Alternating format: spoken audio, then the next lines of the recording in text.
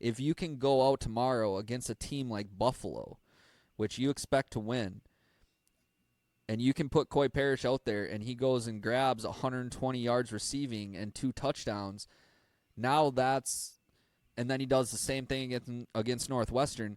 Now if he only gets 25 yards and 2 catches against Ohio State, he still has a chance to, grab 800 yards on the season. Right, And when the season's over, they're going to look at the full cumulative stats when they're looking at Heisman, when they're looking. And I know it sounds crazy to talk Heisman when it comes to Minnesota, but if Coy Perich plays enough on offense and he puts up 10 offensive touchdowns and 700 to 1,000 yards, if he gets over the 700-yard mark in total offense, and he remains lights out on defense, there's not a lot of players in college football or in the football world that play both sides of the football, and that is why Travis Hunter was so special. Coy Perich has already been named. He's already gotten some of the preseason hype. There's an article written literally comparing him at the USA Today Sports to Travis Hunter. So, that preseason hype is already kind of there.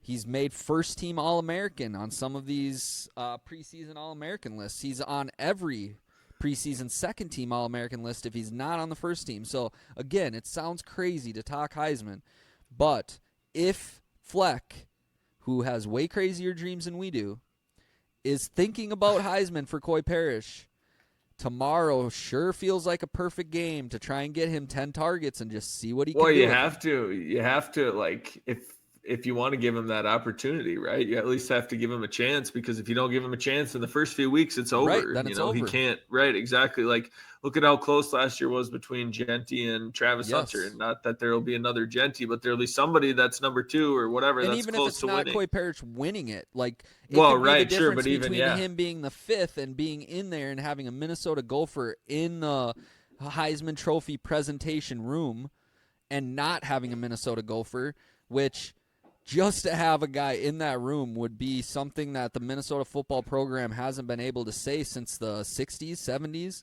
Right. So it would be a massive deal, and it's not out of the realm of possibility. But if Fleck is thinking about it, he needs to get touches on offense for Coy Perich tomorrow and see what he does.